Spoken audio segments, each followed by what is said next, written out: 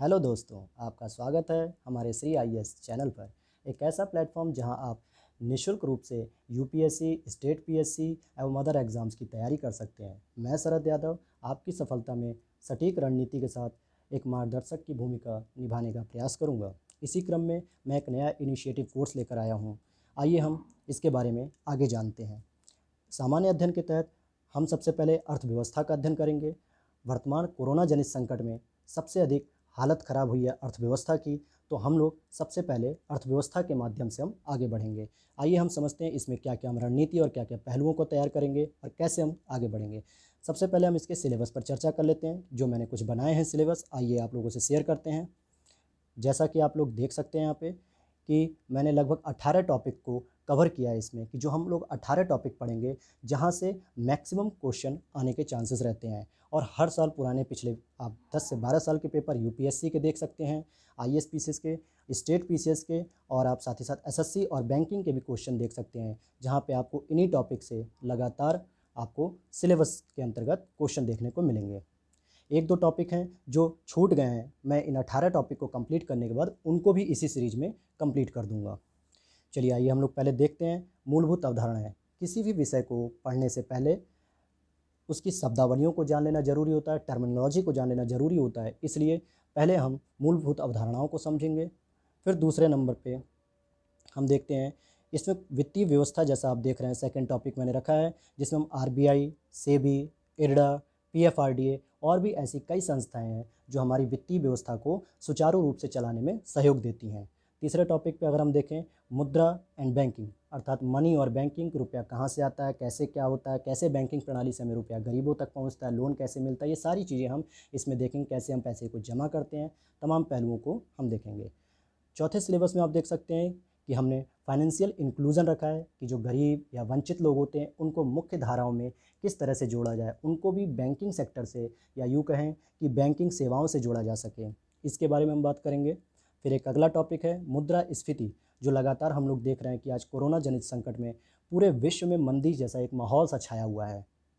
और साथ ही साथ महंगाई का भी स्तर हम लोग रोज़ देखते हैं। अभी पिछले कुछ दिनों पहले प्याज के रेट 100 रुपये किलो चले गए थे, तो हमने देखा कि महंगाई बहुत हो गई। तो आज हम इसमें समझेंगे इसमें कि महंगाई से संबंधित जितनी विचारधाराएं हैं, जितने भी कॉन्सेप्ट्स हैं, उसको पूरा क्लियर कट समझेंगे। और अगला टॉपिक है राष्ट्रीय आय, जिसमें हम देखते हैं कि प्रति व्यक्ति आय जो एक मापन किया जाता है, उसके लिए पूरे विश्व पूरे देश में, अर्थात हमारे एक भारत देश की अगर हम बात करें तो कितनी इनकम जनरेट हुई है, कितना पूरा राष्ट्रीय आय हुआ है, जिसमें हम प्रति व्यक्ति आय का भी आकलन करते हैं। फिर हम एक मानव विकास रिपोर्ट पढ़ेंगे। इसके बाद एक बाह्य सेक्टर, जो कि सबसे महत्वपूर्ण होता है। जब हम किसी भी देश से आयात या निर्यात करते हैं, यानी व्यापार करते हैं, किसी कंपनी के द्वारा कुछ सामान भेजा जाता है, किसी कंपनी के द्वारा कुछ सामान मंगाया जाता है, तो उसकी भी पूरी एक बही खाते की तरह एक पूरी रिकॉर्ड रखा जाता है, जिसको हम बाह्य सेक्टर के अंतर्गत पढ़ेंगे। अभी आप कोरोना जनित संकट में आपने देखा होगा, हमारे प्रधानमंत्री नरेंद्र मोदी जी ने एफडीआई से संबंधित कुछ पॉलिसी चेंज की हैं, जिसमें चाइना को सीधे वार करने के लिए, अर्थात सॉरी, चाइना को काउंटर करने के लिए ही ये पॉलिसी बनाई गई है। इस पर भी हम विस्तृत चर्चा करेंगे। फिर आप देखते होंगे अखबारों में लगातार कि राजकोषीय घाटा सरकार का बढ़ रहा है, जिसको हम पब्लिक फाइनेंस के अंतर्गत डील करेंगे। फिर हम देखते हैं पंचवर्षीय योजनाएं, और सॉरी, इसमें एक टैक्स सिस्टम है जो बहुत महत्वपूर्ण है, टैक्स सिस्टम जो हमें देखना है। फिर इसके बाद हम देखेंगे इसी में पंचवर्षीय योजनाएं, जिसमें हम हैरट डॉमर मॉडल वगैरह देखेंगे। ये सारी चीज़ें हम देखते हैं, और निवेश मॉडल भी देखेंगे। फिर हम लेबर रिफॉर्म देखेंगे, और कैपिटल मार्केट किस तरह से जो है हम अपनी पूंजी को लगा सकते हैं, स्टॉक मार्केट में कैसे हम शेयर खरीद सकते हैं, कैसे बेच सकते हैं, ये सारी चीज़ें हम देखेंगे। और इसी के साथ हम सेबी की भूमिका भी देखेंगे। फिर आपने सुना होगा ट्रेड वॉर, जो 2018-19 के दौरान अमेरिका और चाइना के बीच बहुत घमासान तरीके से चल रहा था।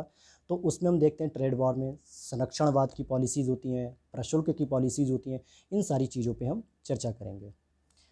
देखते हैं 70 नंबर के टॉपिक को।